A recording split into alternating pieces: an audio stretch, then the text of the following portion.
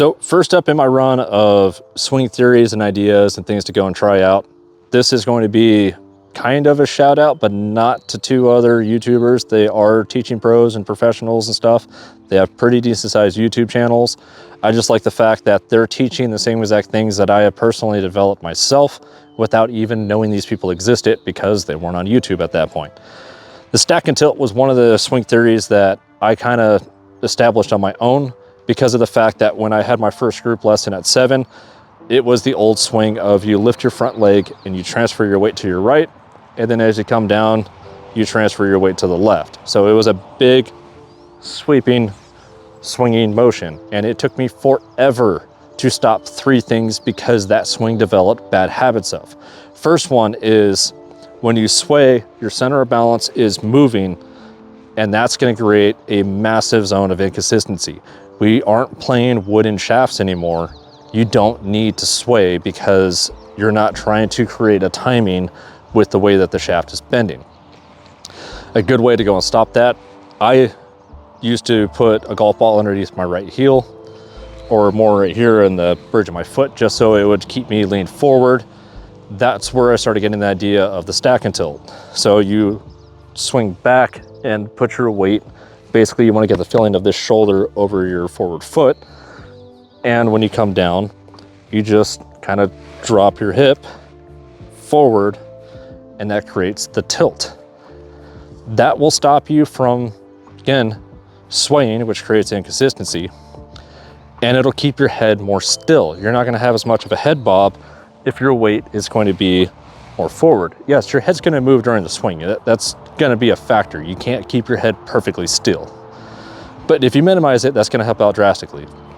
And the third thing that alleviates is when you're swaying, you lose where your backswing ends. And where that comes important is if you sway back and come up, well, now you're going to come across the ball really hard. Or if you sway and come back too far and flat, well, you're going to be hitting a couple feet behind the ball or a couple inches, and you're going to have a horrible swing. So my idea became essentially what I didn't know was a running trend, was the stack and tilt swing. That's an idea to it. The big part that I wanted to get into and why I have my alignment sticks out is to explain I don't like the idea of you have to hit up on the driver. Look at how many professional golfers, not just on the PGA, but the LPGA and the DP Tour, Live Golf, whatever, hit down. It is within a degree or two, but they're actually hitting partially down and square on the ball. The reason that's actually good is you have so much technology that is inside this shaft and this club head that does the rest of the work for you. Hitting up does 2 things, which is good. It will actually cause to basically a pretty good penetrating trajectory to it. It'll pop it a little bit higher, but because the club head is coming in more square into the ball at that point, it's going to give you less spin. Yes, you're going to get a bit more spin doing it the way that I'm about to explain, but the good part about it is you could do it either way and it works fantastic. So most people are taught, have the ball closer to the heel of your forward foot, have the driver here, in line to it, have your hands just slightly in front of the club face. You want to feel like you're hitting a wall or a bag. And this is where I had the biggest issues to it. They tell you, lean your weight to the right side. When you lean your weight to the right side, you just moved your center of gravity. Yes, that's going to give you a pivot point that's going to come up instead of coming down and flat. Why would you go and completely change your entire swing for a single club? Create consistency. Move that ball a little bit back more in your stance. Keep your weight as you normally would for like an iron shot or something. You're not trying to hit down and take a divot. You just need to swing a little bit flatter. You need to come more around your body, not necessarily that flat, but that's a good example of just saying, like, instead of coming up to come down, come around your body and swing through. That's going to give you a flatter plane through your ball, which is still going to negate the spin, and it's still going to give you a little bit more consistency. Because you move the ball back in your stance, you're going to want to tee it down just a little bit lower than you normally would.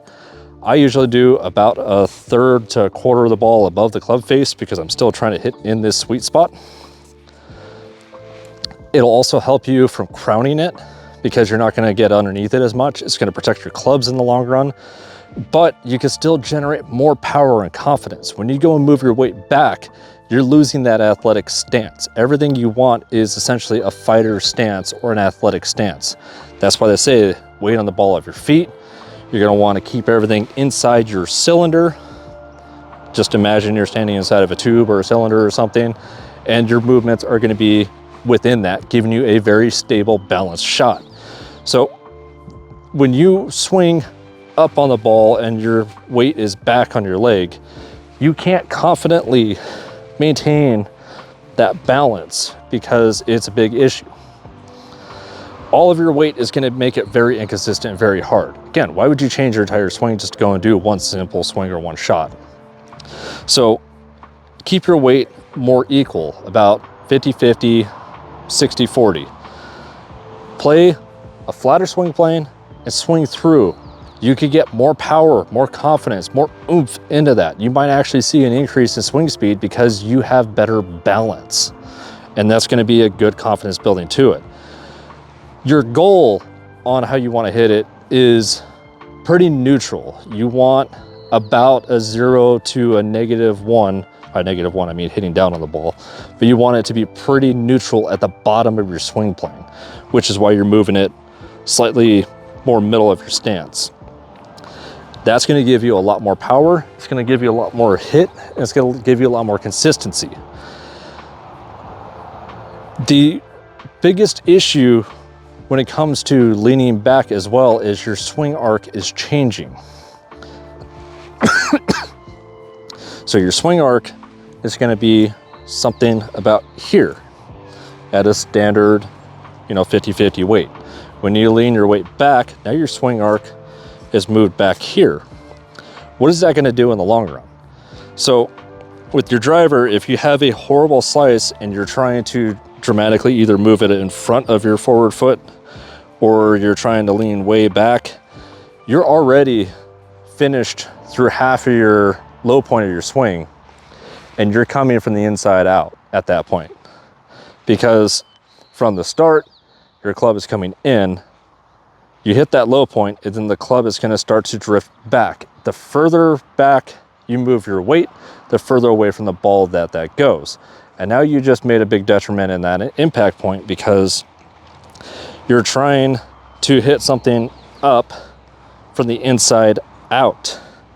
Moving the ball back in your stance is going to give you a better position for your swing arc where you could actually hit it from the inside out, even if you are slightly hitting down on it.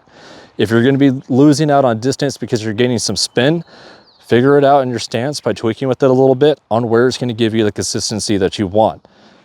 The more you manipulate your center of gravity, the more it's going to change your swing plane, which is going to make it harder to be consistent to hit.